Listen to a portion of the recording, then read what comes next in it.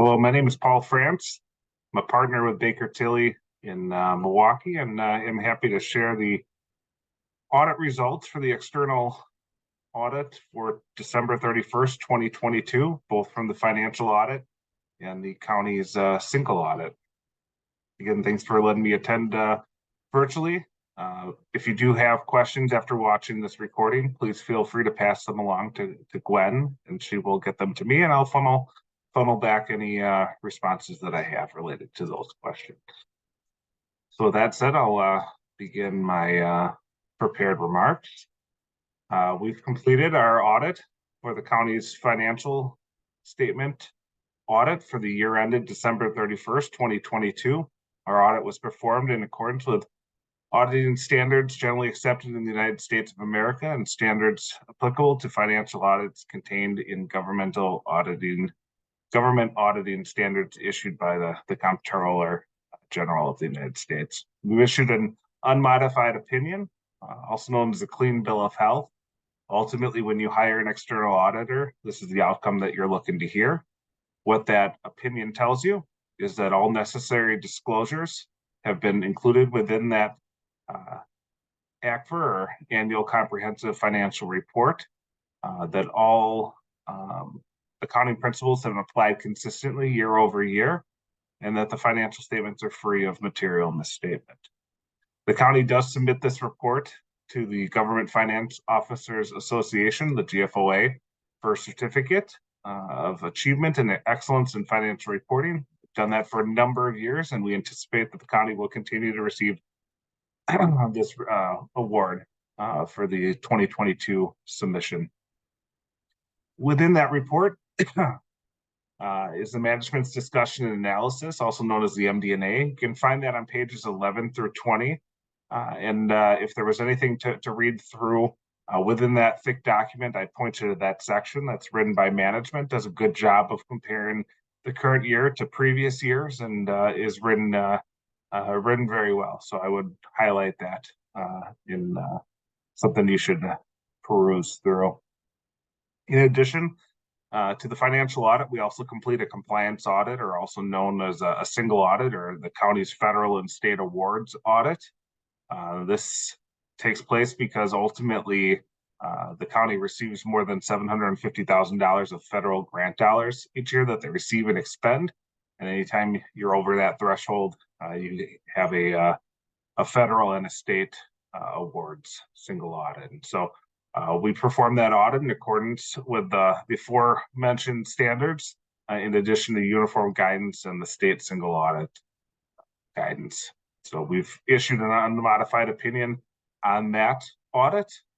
We did not identify any compliance issues as we went through and tested the major programs, major grant dollars that the county received during 2022.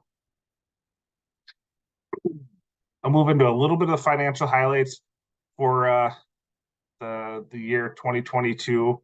I won't spend a ton of time on it, mostly because by the time you're seeing this data, we're almost a year behind, and really it's stale at this point, but I will highlight a few things. So the general fund ended the year with a fund balance of about $43.3 million. That was down from $47.7 the year before.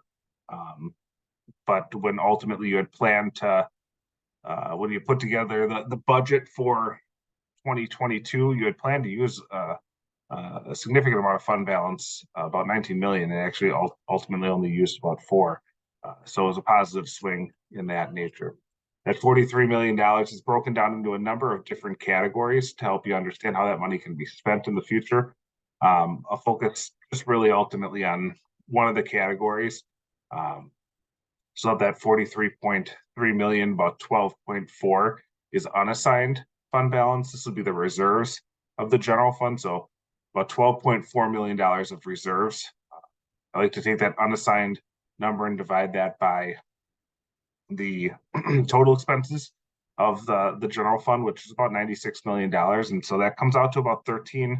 I like to see that number somewhere between 10 to 25% when I do that calc. So what that tells me is ultimately that you have a healthy fund balance reserve, so no concerns to note there. There are a couple other funds that make up the county's operations and its governmental funds. The Human Service Fund that has about $5.4 million of fund balance at year end. Debt Service Fund that's handling the principal and interest payments for the county governmental debt. That is about $1.3 million. And then a bunch of non-major governmental funds would be like the county roads, county handicapped education, county bridge aids, central Racine Health, capital project funds, the opioid money. All those fund balances combined together would be about $8.4 million. County does have some business type funds. So these would be user-based revenue fee type funds. So that's like Reef Point Marina, Behavioral Health, Pritchard Park, the golf courses, the Internal Service Fund. Ultimately, nothing significant to note there from a dollar standpoint in the change in those funds. Pretty consistent year over year in that group of funds. From a geo debt standpoint, the county has the ability to borrow up to 5% of its equalized value. So about almost $1.1 billion is the legal debt limit for the county as of 12/31/22. About $165 million out in debt. So a significant amount of legal debt capacity available to the county as needed. As I mentioned before, we did complete the compliance audit, and again, that's the single audit or the federal and state awards that is included within that ACFR document. The federal grant dollars that the county received during 2022 and spent was about $26.4 million. State programs expended equated out to about $22.7 million. So again, significant grant dollars that are coming into the county and being spent. Just to reconfirm, we didn't have any compliance issues in the major federal and state programs that we tested. And therefore, we're happy to share that we had an unmodified opinion or a clean bill of health on those opinions. Lastly, we do have some required communications that we need to have with you as part of the audit process. There's a separate communication document that we've issued. Within that, it kind of lays out our responsibilities under the auditing standards and what ultimately is management's responsibility and yours. Kind of lay out our planned scope and timing of the audit. We list out the accounting policies that we evaluated during the past year. There was one new accounting standard, GASB 87, related to leases that we worked with management on that was implemented appropriately and is included within those financial statements that I referenced earlier, along with all the necessary disclosures with that. We investigate the significant accounting estimates that the county uses. We highlight what those are. We ultimately determine that they're clear, neutral, and non-biased, meaning that they're appropriate to be within the financial statement document. This communication document also highlights if we had any difficulties in performing the audit, whether it was either getting information from management or if we had any disagreements with management. And I'm happy to say we received nothing but cooperation from Gwen and Chris and team.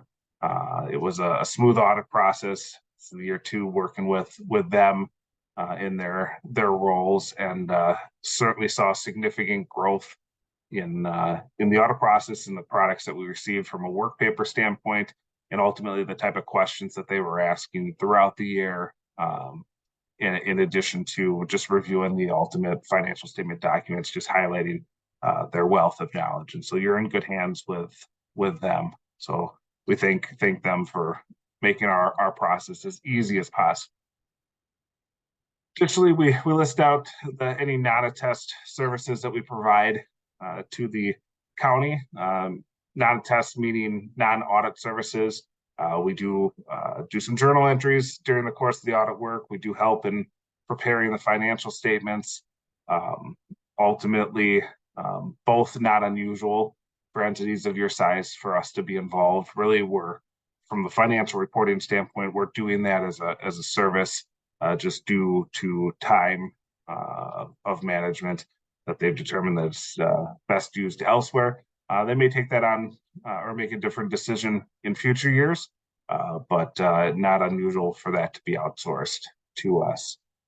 But why that's important, why we assess the non-attest services, is at the end of the day, in order for us to be independent and for me to be able to give you the opinions that I have done so with the financial audit and the single audit, both again being unmodified, I have to be able to determine that that our team, that our firm was independent, and I'm happy to say that we were, and happy to have the relationship that we do have with management and with Racine County as a whole. And so with that, that's my short presentation.